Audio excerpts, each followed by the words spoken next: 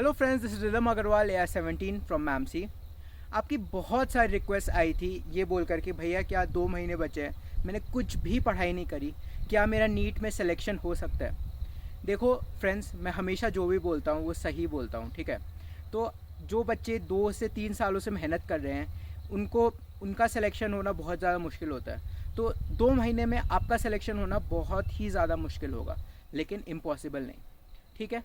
तो आप अपने स्टेट का बेस्ट गवर्नमेंट कॉलेज ज़रूर ले सकते हो, बिकॉज आपके पास स्टेट डोमिसाइल होगा।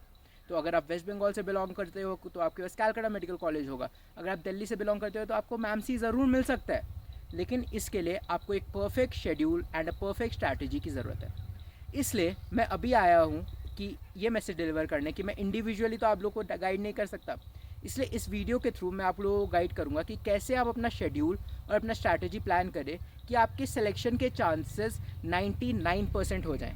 2 चीज़ें हैं, एक स्ट्रैटेजी सही होनी चाहिए और एक सही शेड्यूल होना चाहिए, ठीक है। तो सबसे पहले बात करते हैं स्ट्रैटेजी की। देखो 2 महीने बचे हैं, आपने कुछ भी पढ़ाई नहीं करी, तो अब बाकी टॉपर्स की तरह मत होने लग जाना कि भैया अब मैं सब कुछ ख़त्म करूँगा, मैं DC पांडे भी ख़त्म करूँगा, मैं HC वर्मा भी ख़त्म करूँगा। नहीं, आपके पास इतना टाइम नहीं बचा है। तो अगर हम लोग फिज़िक्स की ले, तो फिज़िक्स में आपको क्या करना है, किसी भी एक टीचर के आपको क्रैश कोर्स के वीडियोस देखने हैं, ठीक है। जितने वीडियोस देख सकते हो देखना, जितना नॉलेज बटोर सकते हो बटोरो, ठीक है। उसके बाद आपको ये देखना है कि आपको नीट के प्रीवियस ईयर क्वेश्चन सारे करने हैं। इतना श्योरिटी हो जाना चाहिए कि आपको नीट के प्रीवियस ईयर क्वेश्चंस के सारे कॉन्सेप्ट्स रटे हुए हैं। जो भी कॉन्सेप्ट प्रीवियस ईयर में पूछे गए हैं, चाहे वो फिजिक्स हो, केमिस्ट्री हो या बायोलॉजी में हो, वो आपको ज़रूर करना है, ठीक है। तो दिन में कम से कम 200 क्वेश्चंस होंगे NEET previous 32 years. I don't recommend 10 years, I don't recommend 15 years, because as it is आप लोग प्रैक्टिस बिल्कुल नहीं करे हो। तो इसलिए नीट 32 ईयर्स बहुत ज़्यादा इंपॉर्टेंट है। नीट 32 ईयर्स आपको करना पड़ेगा, ठीक है। उसके बाद अप्रॉक्सीमेटली 200 क्वेश्चन होंगे। उसमें दिन में एटलीस्ट 50 क्वेश्चंस करने ज़रूरी हैं, बिकॉज आपके पास टाइम नहीं है। अब समझ जाओ आपके पास रेस्ट करने का बिल्कुल भी टाइम नहीं है, आपके को मस्ती मारने का बिल्कुल भी टाइम नहीं है।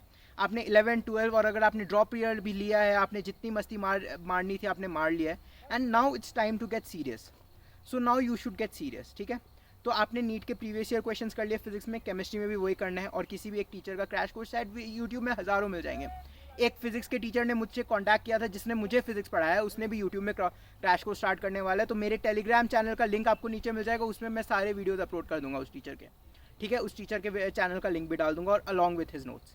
तो आप समझ सकते हो कि फिजिक्स तो आपको अच्छा हो ही जाएगा, वो टीचर काफ़ी अच्छा है, ठीक है। बायोलॉजी में आ जाए, बहुत सारे चैप्टर्स है बायोलॉजी में, ठीक है।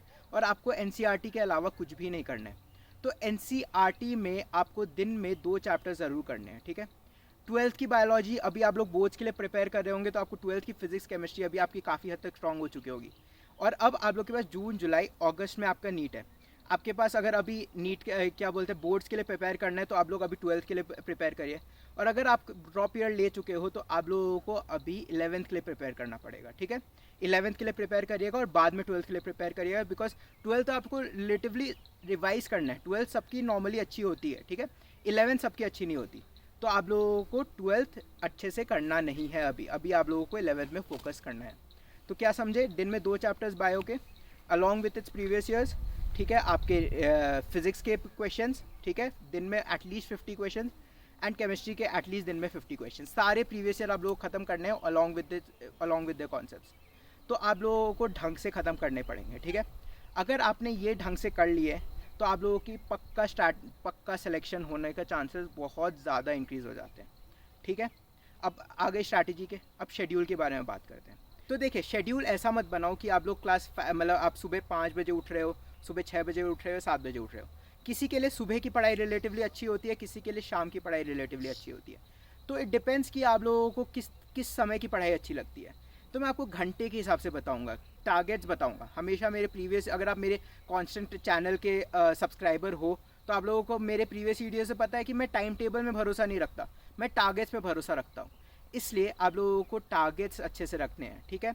और अगर आपने अभी चैनल सब्सक्राइब नहीं किया तो लाइक भी करना और सब्सक्राइब भी करना। लाइक करने से क्या फ़ायदा होगा कि और भी एस्पिरेंट्स को मेरा ये वीडियो मिलेगा, और सब्सक्राइब करने से मुझे मोटिवेशन मिलेगा, राइट।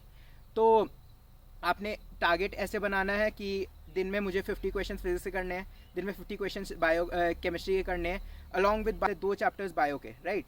2 चैप्टर्स बायो में से उसमें से 1 चैप्टर की आपको प्रीवियस ईयर करनी है।